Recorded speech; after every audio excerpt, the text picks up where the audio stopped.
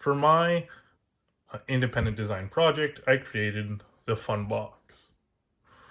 What it's supposed to be, or in the end, what it's supposed to be, is it's supposed to be a box where on each side there's something new, some new component that displays some type of information or does some process that is fun or useful. Currently, the features that I'm supporting are one, it is a pressure temperature sensor. It has a ruler mechanism and its ability to act as an alarm clock. It can play some music for some ambiance. It has some flashing lights for party mode, and it can also act as a compass. Now, I did not create the chassis itself at the moment. When I'm my testing, I focus primarily on these 6 features right here. And so on my circuit, I have each of the 6 features separately, basically. It's a little messy at first, but we can break it down because there's basically 6 circuits right here. So the first one we have is these 3 guys. Actually, let me first mention this. As always, the red lines are the maximum potential, and the black is our ground. And that'll be helpful so we can maneuver through this circuit. So, these guys right here are all connected into one through these 4 channels. These 4 channels, blue, yellow, match the wires. The colors shall always match, except for one small instance, and that's because I did not have another wire to match that, but the colors always match. So these blue go to these blue and yellow, go to the first SDA and SDC pins right here, going through. Oh, and also need to mention, all my ground connections and power connections are on the strips. So that's how I used. The inside is just the way it is because I did not have another, what is it called, breadboard. So it's a little bit messy because of that. So anyways, so we have these 3 guys connected to this blue and yellow and the outside black and red. And that's our OLED display, this is our spectrometer, and this is our pressure sensor.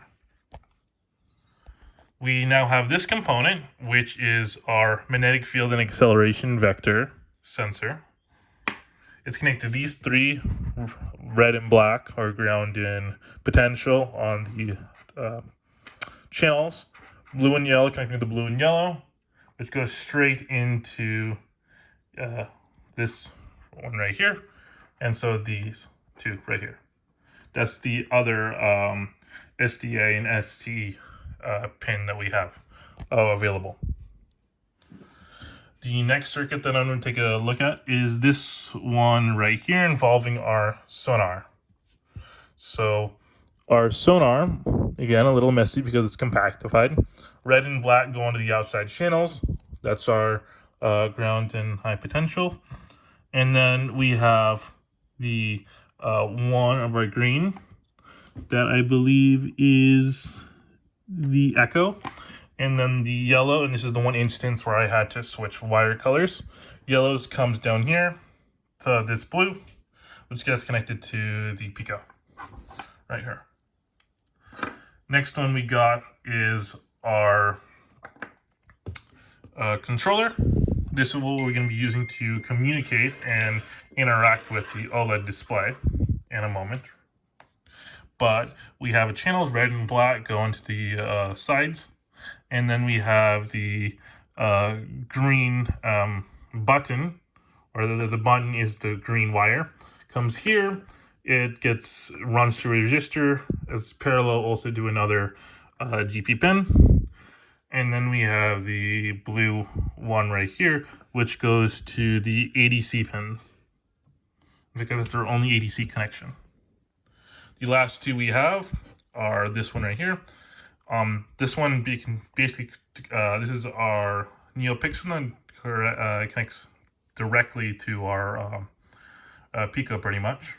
We just have one power connection to the channel because we have to, because of the limited voltage sources we have.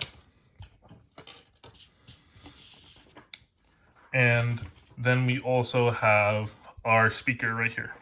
Same thing as the NeoPixel.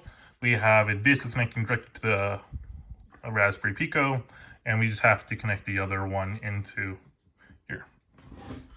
So the way how our system works is it directly works from our OLED display. So let me turn it on. So, whoops. There we go. Should be turning on soon. So we have our microcontroller. Oops. That happens sometimes. This OLED display is not very reliable. It works. Sometimes it works really good. Sometimes it doesn't. Bit finicky like that. Here we go. So we have our welcome text. Welcome to the fun box.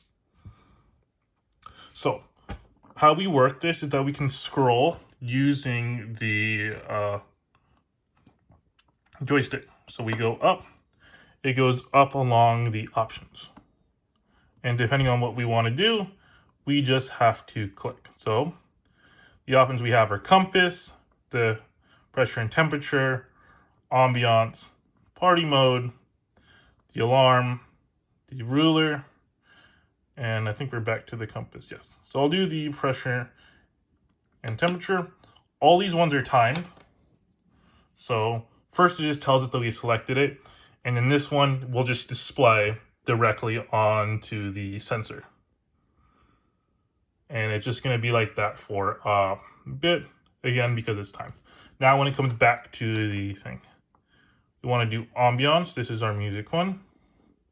This one should be rather quick. As always, it just tells you what mode you've selected, and then it plays the sound.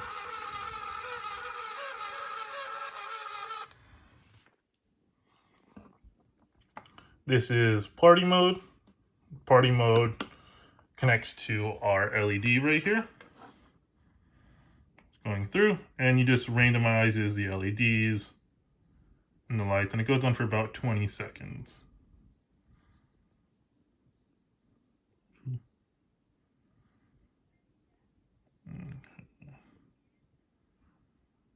One of the major things that I want to kind of improve upon is the ability to cancel basically selections, because at the moment we have to wait for these things to end.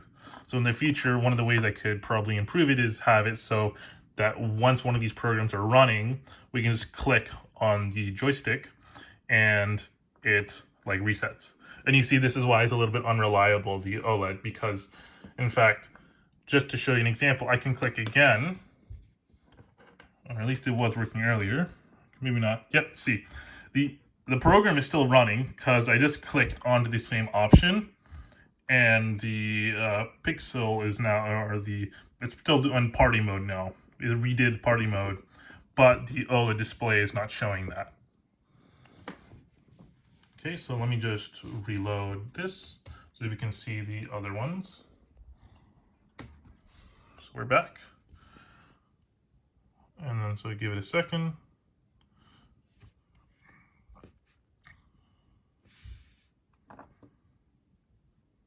So we just did party. Let's do alarm. So alarm corresponds to the spectrometer over here. If we make it dark, it actually will stay on forever, as long as it doesn't reach a certain light level, which is just I believe I just did the sum of the flux. So the sum of the flux, as long as it didn't reach that level. So like now if I remove it, we have the alarm, which is connected to the speaker as well, same song. Also in the future, I want to kind of add more songs and make it more customized instead of just this one song that we have right now. The ruler involves, let me click the option, it involves this, well, it involves the OLED, displays the distance on the OLED, but it involves the, what's it called? The sonar right here. So depending on the distance from the sonar, we get a measurement. And because it's a little bit cluttered right here, the measurements can be pretty small, but we do have something right here. And again, the OLED display, croaked, happens. It's especially more finicky with things that update a decent amount that I've noticed. So I'm wondering why that is at the moment. Okay, and I think we have, I think we did the alarm, we did the ruler, the compass. Actually, just make sure. We did the PAT, we did the ambience of the party, so we're just making the compass. So let's go back down.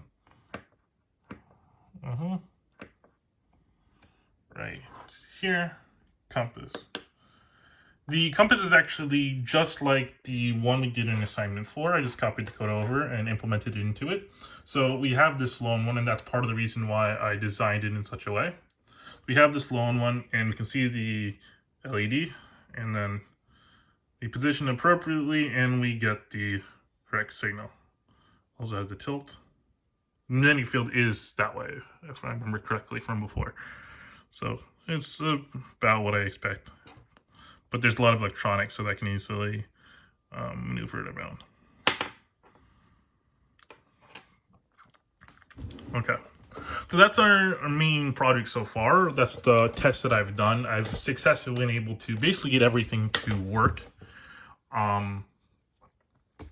The next steps are, one, building the chassis and kind of condensing everything, because the end of my end goal for like the Joy Box, or the end envision would be, or the Fun Box would, to be pretty much something that can fit in your pocket. And with this stuff, there's really no reason why it can't. It just needs to be condensed, and in that process, it could do well. The other things that I would want to kind of do for like the future would be to kind of integrate Wi-Fi into it. One is to make it easier to get kind of music, to like have like a local library that you could access to for some like web source, and then you could just download this song and kind of maybe even do like a file system on the thing, so you can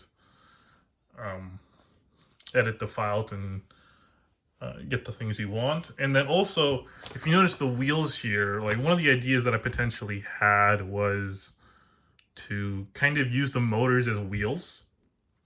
And I was thinking that would be cool if we can make it be able to kind of like communicate through Wi-Fi, so we had like another Fun Box, so you could basically drive one of them using the joystick of the other.